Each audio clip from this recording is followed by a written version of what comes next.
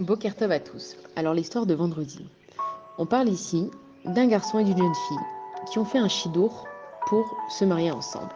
Alors un chidour, ça a l'air très religieux comme ça, mais quand on comprend qu'est-ce que c'est un chidour, on comprend que c'est là juste pour protéger le couple. Un chidour, c'est quoi? C'est que avant que deux personnes elles se rencontrent, on prend les renseignements au maximum possible.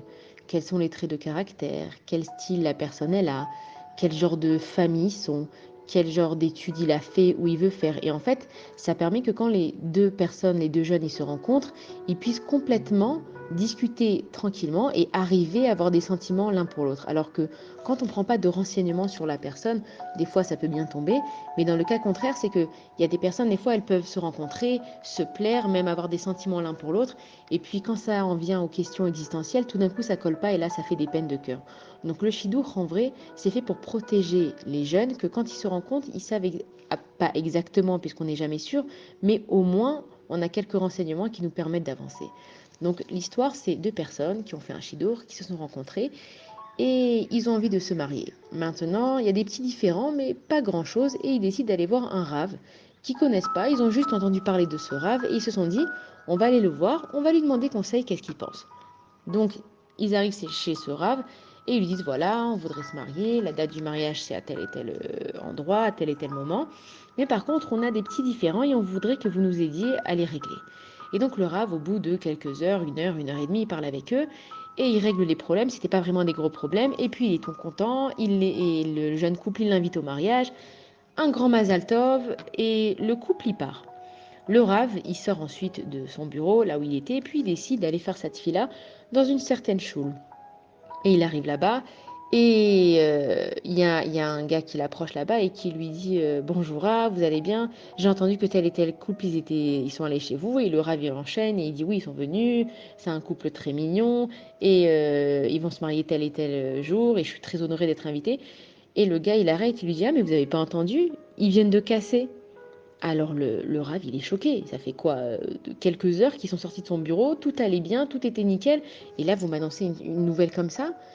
Et le Rav, il dit, mais c'est pas possible, je viens de les voir, tout allait nickel, tout allait bien, qu'est-ce qui s'est passé? Et le gars, il dit, bon, je sais pas, mais si vraiment vous avez besoin, je peux essayer de vous obtenir le numéro. Et donc le Rav, il dit, oui, s'il te plaît, je voudrais vraiment le numéro du garçon, je veux lui parler, je veux savoir ce qui se passe. Il arrive finalement à obtenir le numéro, il appelle le garçon, il lui dit, bonjour, voilà, je suis Rav Intel, vous êtes venu me voir avec ta future femme, tout allait bien, et j'entends que vous avez cassé. Et le jeune garçon, il lui dit ah, vous savez, Rav, dommage que c'est pas aussi facile qu'on le pensait. C'est vrai que chez vous, on avait réussi à régler nos problèmes, mais bon, voilà, c'est pas la peine. Je vais pas vous embêter avec ça. De toute façon, maintenant, ça y est, c'est trop tard. Et le Rav, il insiste et il lui dit mais non, si vous êtes venu chez moi, je vous ai vu, tout allait bien, vous aviez l'air même de vous aimer, vous étiez tout excité à ces préparations du mariage. Qu'est-ce qui se passe si vous êtes venu chez moi alors que vous me connaissez pas? C'est qu'il y a sûrement une raison. Et si je peux aider, en tout cas, je veux essayer d'aider. Alors le jeune homme, il dit bon, écoutez, si vous y tenez tellement, je vais venir chez vous et je vais vous en parler. Donc le lendemain, le garçon il va chez le Rav et puis il lui raconte, il lui dit voilà, tout se passait bien, vraiment on s'aimait, j'adore ma future femme, elle aussi je pense qu'elle m'aimait beaucoup, mais malheureusement j'ai un oncle dans ma famille, bon il n'est pas très droit, il est un peu malhonnête même pour dire la vérité, et apparemment cet oncle-là, il aurait fait affaire avec l'oncle de ma future femme sans savoir qu'évidemment on allait se rencontrer, et ça s'est très mal passé entre eux, et donc la fille de cet oncle, elle est allée dire à ma future femme qu'il faut surtout pas rentrer dans ma famille, c'est pas la peine, on est des gens malhonnêtes et elle va se faire avoir. Et donc la famille de ma future femme, ils ont décidé d'arrêter complètement ce chidour et depuis on ne s'est pas parlé. Et donc le Rav, il lui dit au garçon, il lui dit mais c'est pas possible, c'est pas possible, on n'arrête pas un chidour pour cette chose-là. Est-ce que je peux parler au père? Donne-moi son numéro. Et donc le garçon il dit bah non, j'ai pas le numéro du père dans mon téléphone, mais par contre j'ai le numéro de ma future femme. Il dit alors donne-moi le numéro, je vais voir ce que je peux faire, je te promets rien, mais je vais voir ce que je peux faire. Est-ce que toi de toute façon tu veux continuer? Et le garçon il lui dit oui, moi vraiment j'ai envie de me marier avec elle, c'est une femme que j'apprécie, que j'aime, j'aurais voulu aller plus loin, mais c'est peine perdue. Le Rav lui dit laisse-moi essayer.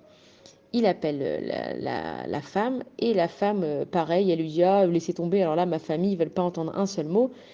Et le Rav lui dit, mais toi, qu'est-ce que tu veux, toi? Elle lui dit, moi, je l'aimais, je voulais me marier avec lui, donc c'est que je l'aimais, vraiment, je voulais aller de l'avant, mais bon, voilà, je vais pas me mettre toute une famille à dos, maintenant, ça sert à rien.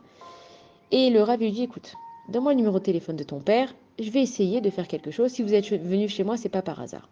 Et donc il parle au père, et il va là-bas, il va avec le père, et il discute pendant quelques heures. Et en parlant avec le père, il lui dit, voilà, c'est vrai que l'oncle, il est pas droit, mais dans toutes les familles, il y a toujours une personne qui n'est pas droite. Dans toutes les familles, il y a toujours un oncle, il y a toujours une tante, il y a toujours un cousin, il y a même un frère, il y a même une sœur. Il y a toujours quelque part quelque chose qui va pas. Mais est-ce que le problème, finalement, il affecte le couple? Le couple, il s'entend bien. Le couple, il s'aime. Qu'est-ce que ça change que l'oncle, finalement, il n'est pas honnête? L'oncle, il n'est pas honnête, c'est son problème à l'oncle. Et pourquoi est-ce qu'on va gâcher la vie de deux personnes?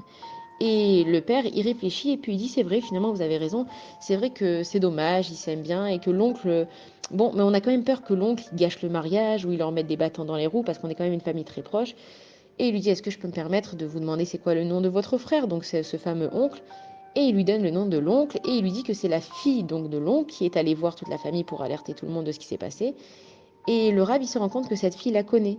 C'est une fille qui est dans son séminaire. Et donc, il remercie le père. Le père, il a dit, on va réfléchir, on va voir. Et le rave, il convoque la fille et il lui parle. Et il lui dit, regarde, est-ce que quand tu as fait cette chose-là, tu étais sûr de ce que tu disais? Est-ce que tu veux peut-être pas laisser une chance à ta cousine finalement? Parce que c'est vrai que l'oncle, il est peut-être pas droit, mais après, tu connais peut-être pas non plus tout ce qui s'est passé. Et pourquoi est-ce que ça doit affecter ta cousine, le fait que l'oncle, il n'a pas été droit? L'oncle, il a qu'à faire sa vie, il a qu'à faire ce qu'il veut. Pourquoi est-ce que tu vas gâcher le bonheur de ces deux personnes-là? Et donc, la fille, elle se remet en question et elle dit, c'est vrai. Et c'est vrai qu'avec mon père, de toute façon, le business, c'est vrai, il n'est pas toujours facile dans le business. Et que c'est vrai ce qui s'est passé, c'est dommage, mais c'est pas une raison pour gâcher le couple des deux personnes. Et donc finalement, le Rav il appelle le père, et le père il finit par appeler l'oncle, et l'oncle il finit par appeler le père du Khatan. Et Baruch Hashem, finalement, les deux ils se marient et ils ont une belle vie. Cette histoire qui est vraie, ça nous montre que dans la vie, il faut savoir se battre pour les choses qui sont importantes. C'est que si ce garçon, il a fait au début, il s'est dit allez laisse tomber, c'est trop compliqué, c'est un signe de Dieu, faut que je m'arrête et tout, et il n'avait pas envie de se battre. Et du fait qu'il allait voir ce rave qui lui a dit mais le problème il vient pas de chez toi. Toi, tu t'entends bien avec cette femme, elle s'entend bien avec toi. Il faut qu'on sache dans nos vies où est le problème. Avant de se dire, ah, j'y arriverai jamais, est-ce qu'on arrive à comprendre, mais où est le problème? Le problème, il est chez toi ou le problème, il est extérieur à toi? Si tout ce qui est problème extérieur, tu le fais rentrer dans ta vie, bien évidemment que tu n'y arriveras pas. Si à chaque fois que tu vas avancer, tu te dis, ouais, mais elle, par exemple, on va avancer dans notre sniout. Et on se dit, ouais, mais si maintenant je vais mettre des manches un peu plus longues, ouais, ils vont se moquer de moi, ils vont se dire, je suis comme ci, je suis comme ça. Mais si on s'arrête tout le temps aux problèmes extérieurs, on n'avance pas. Si à chaque fois qu'on a peur d'avancer dans la vie et on se réfère au regard des autres, on ferait rien de nos vies. Parce qu'il y a toujours quelque chose ou quelqu'un qui va nous mettre des bâtons dans les roues. Pourquoi? Parce que c'est la vie. C'est pas forcément les personnes qui sont méchantes. Là, dans cette histoire du Chidour, la cousine, elle n'a pas voulu être méchante. Au contraire, elle voulait protéger sa cousine. Mais est-ce que finalement, on protège vraiment les gens quand on essaye de leur mettre des bâtons dans les roues? Et cette leçon de cette histoire, c'est de nous dire que il faut d'abord analyser où est notre problème. Et quand le problème il est extérieur à nous, on voit qu'aujourd'hui les gens ils ont des vies, ils sont stressés, ils sont à 2000 à l'heure, ils s'arrêtent jamais pour rien et on n'a pas le temps de réfléchir aux choses. Il faut faire une pause. Il faut se dire attends, il est où le problème?